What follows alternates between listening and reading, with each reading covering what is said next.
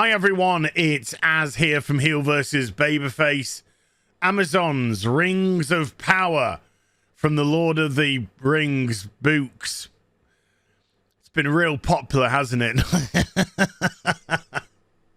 Okay, no, it's been nothing short of a mitigated disaster for Amazon in multiple ways.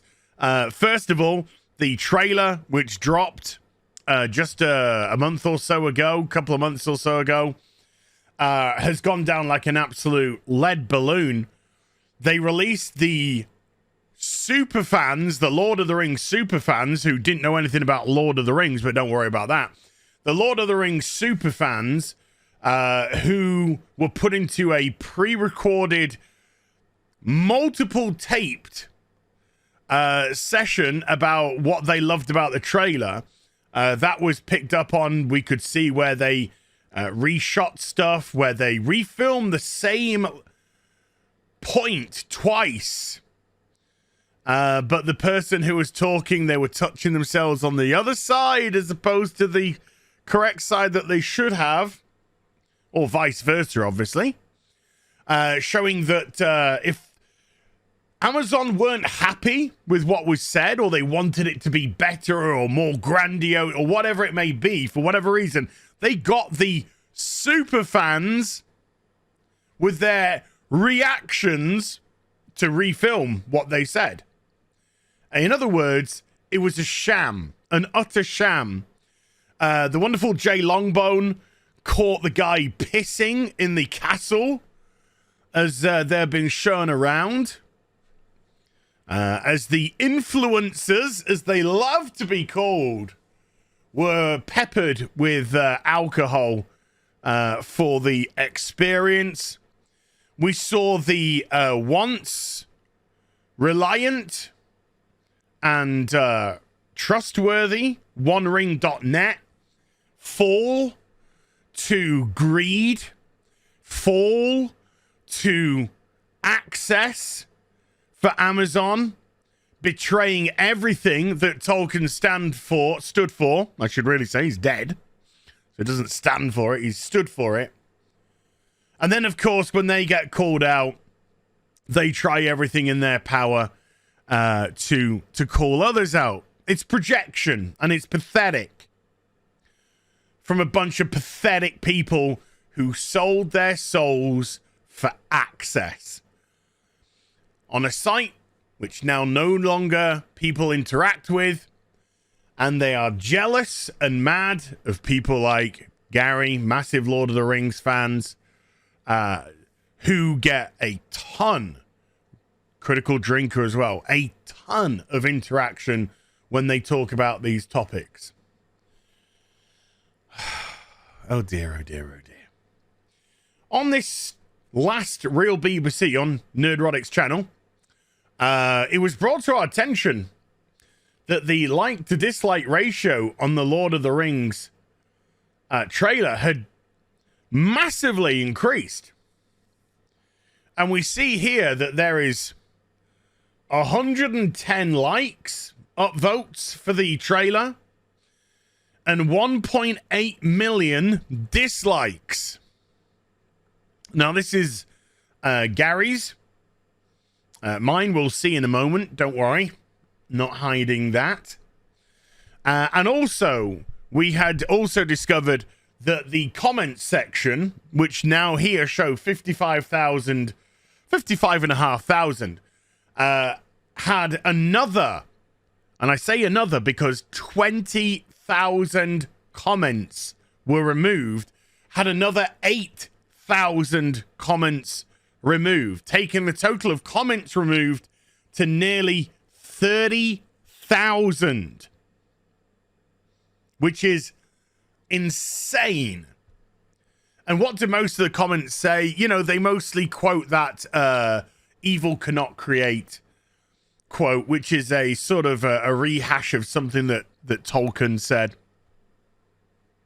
So we are looking at incredible amounts of disappointment, dislike, disdain, disagreement, words beginning with dis, against this trailer, and it's easy to see why. It goes very much against Tolkien's lore, and of course it goes very much in the face of modern day sensibilities. And when I say modern day sensibilities, that's a lie, because it goes in the face of modern day far left ideology is what it should be quoted as. Because this isn't current day. This is a portion of people trying to force an over-representation of people. Why? That can be debated in another video, in another stream, all day long. But it is a forced and false narrative that representation doesn't exist in an effort to over-represent and deconstruct beloved franchises. Why do they want to deconstruct them? Because they want to take away everything that you love and they want to usurp it for their own. We could go deeper into that, but that's another video for another time. Another stream for another time. And to be honest with you, stuff that we have discussed. This was Tuesday. Today, Thursday. It's Thursday afternoon here in the UK. So less than 2 days after this video, after this stream, and after we checked out the current trailer. This is now my YouTube channel, and me clicked onto it. It's gone. What? It's suddenly gone down to 1.1 million. 700,000 dislikes suddenly removed. Now, there is 29 million views on this, as you can see, which makes 1.1 million dislikes, 1.8 million dislikes, absolutely not out of the realm of possibility at all, particularly if people really don't like it and have jumped on top of it. We've seen things like this, of course, with the YouTube Rewind, etc. But could this be because, of course, there is one major factor here. YouTube now hide the dislike button. They don't hide the button. They hide the dislike results. And the marketing around it was, we're removing the dislike button to try and prevent people from mass disliking smaller channels, which is horseshit. Utter horseshit. Why would you remove that and still allow the smaller channels to see their dislikes? They still get to see them. So it wouldn't make any difference whether they're hid from the public or not. The reason why the dislike button has been removed is to protect ideological corporations pushing their narratives. And when their narratives are getting consistently rejected over and over and over and over, it's there for everyone to see. So YouTube comes to the rescue with its corporation protection. No longer will people be able to see that there is a mass amount of dislikes on this video. All they will see is the likes.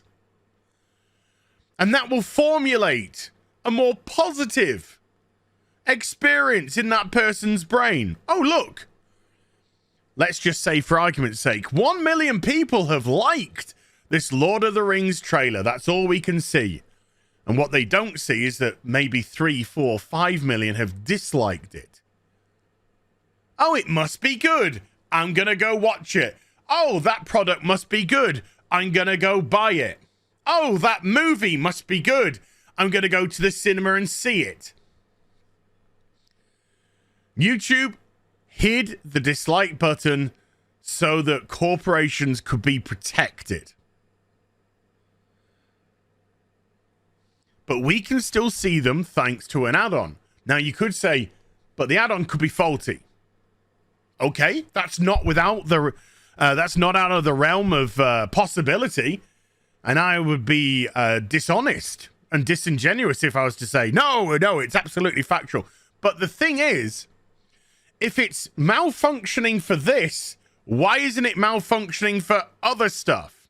Well, how do you know it's not malfunctioning for other stuff as? Well, because if I personally look at my own videos, then I can see a consistency in my responses, my likes to dislike ratios. And it doesn't fluctuate that often, believe it or not. It actually remains pretty consistent. You can say something very divisive, and that might cause a little flutter. And by a little flutter, maybe just 2 or 3%. But it remains very consistent because I have this on constantly. Every other video that I go to, every other video that I watch, and I watch a variety of videos. I'm not just talking about watching Nerdrotic or Critical Drinker or Mauler or, Geeks and Gamers or anything like that. No, I'm talking about the pet channels that I watch. I'm talking about the travel channels that I watch. I'm talking about the lore channels that I watch. Everything is very consistent in as much as it looks consistent to how it would have been pre-censoring of the dislike button. So for something like this to suddenly just malfunction on a video where we know that 28,000 comments have been removed, I would speculate that this is actually showing the correct data, and it's YouTube that's been fudging with the data, because we know that already from the comments. And suddenly, when it comes out, and I'm not saying that it was the real BBC, but suddenly when it comes out into a more public domain that it's got 1.8 million dislikes, suddenly 700,000 of those within the next 2 days miraculously vanish. Just like the comments miraculously vanished. Just like we already know that YouTube have said that we've stepped in and removed dislikes from a video in the past due to botting, spamming, whatever reason they gave, all BS, of course. Protection of corporations. It's not looking good at all for Amazon's Rings of Power. It really isn't. The thing looks like a disaster, and I got a shed I need to build, so bring it on. Hope you enjoyed the vid. If you did, do get a thumbs up and also subscribe to the channel. Follow me on, I've forgotten my outro. Follow me on social media and YouTube for live streaming. Links, they're in the description box down below. I've only been doing this for 10 years. 10 years. And I'll be back with some more stuff very soon. You take care. Bye for now.